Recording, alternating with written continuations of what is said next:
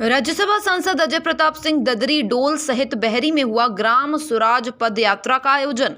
पूर्व विधानसभा प्रत्याशी सम्मान को लेकर अपनी ही पार्टी के कार्यकर्ताओं पर गुस्सा फूटा। मंच से कह दिया गया कि संगठन बहुत दिन चलने वाला नहीं है, मंडल अध्यक्ष आगे से ध्यान रखें। हम बता दें आपको, सीधी जिले के बहरी तहसील के ददरी डोल सहित बहरी में सूरज पदयात्रा कार्यक्रम का आयोजन किया गया। कार्यक्रम में राज्यसभा सांसद अजय प्रताप सिंह उपस्थित रहे और ग्रामीण जनों का समस्याओं का निवारण करने के लिए उनकी समस्याओं को सुना गया एवं पीड़ितों के आवेदन प्राप्त कर आवेदन निराकरण में ग्रामीणों को केवल आश्वासन देकर ही संतुष्ट कर दिया गया। वहीं मंच पर उपस्थित बीजेपी के पूर्व विधानसभा प्रत्याशी शिव बहादुर सिंह का गुस्सा अपनी ही पार्टी के कार्यकर्ताओं पर फूट पड़ा। उन्होंने भरे मंच से लाउड स्पीकर पर बोलते हुए कहा कि यह आपका संगठन बहुत दिन चलने वाला नहीं है। उन्होंने कहा कि हम अपना सम्मान कभी खोते नहीं। कुंवर अर्जुन सिंह के हमने कभी उन्हें साहब सलाम नहीं किया।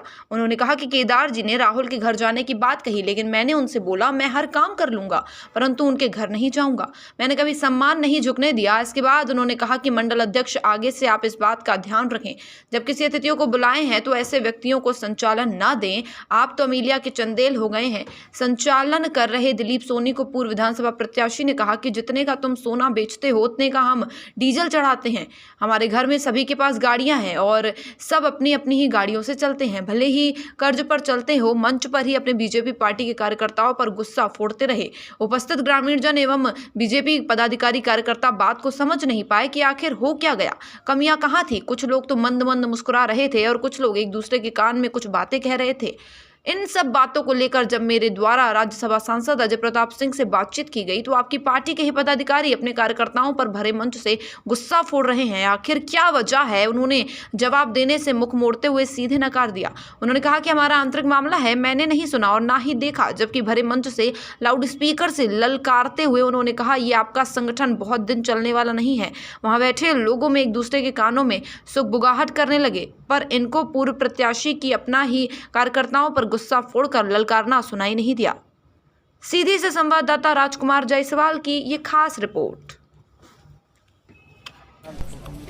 हमेशा इस संगठन में इस बात का ध्यान देना चाहिए कि हमारे जितने भी मंचासन पदाधिकारी हैं सबके आपके लिए मान्य है और सबका आदर आपको करना चाहिए।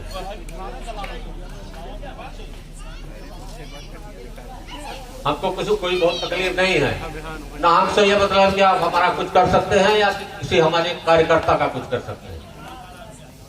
कोई सोना नहीं है तो उसमें रांगा मिला दिया जाएगा।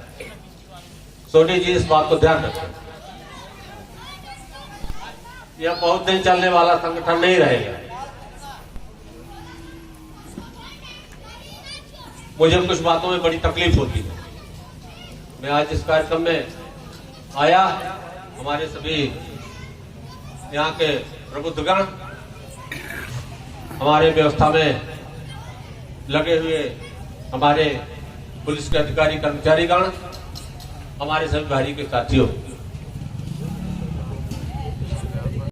कि आप नहीं रहेंगे तो बहरी में हमारा कोई नहीं। हमारी खुद की भी एक दुकान बहरी में, कहीं नहीं मिलेगा तो हम अपनी दुकान में बैठ सकते हैं। अब बहुत सारे ऐसे व्यापारी हैं आप जैसे, सोने वाले भी जहां बैठ सकते हैं।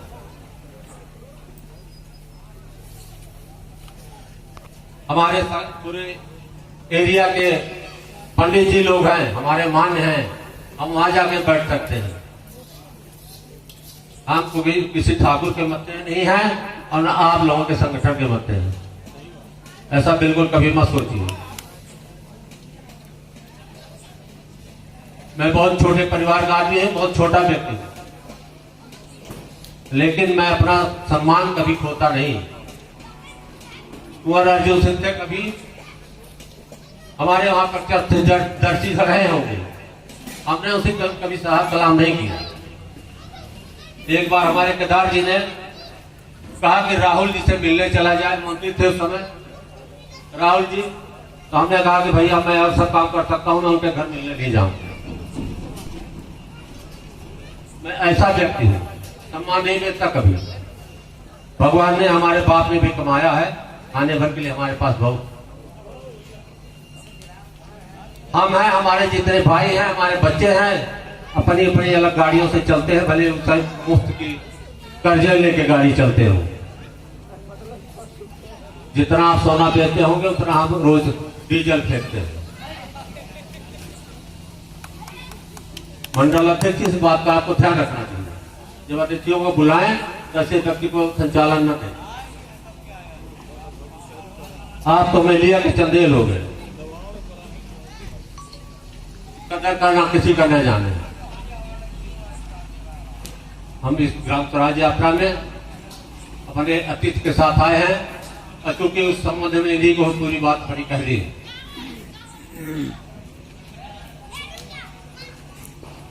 मैं क्षमा चाहूंगा, अपनी बात को इसी के बाद विराम देता हूं। धन्यवाद। जय हिंद, जय भारत।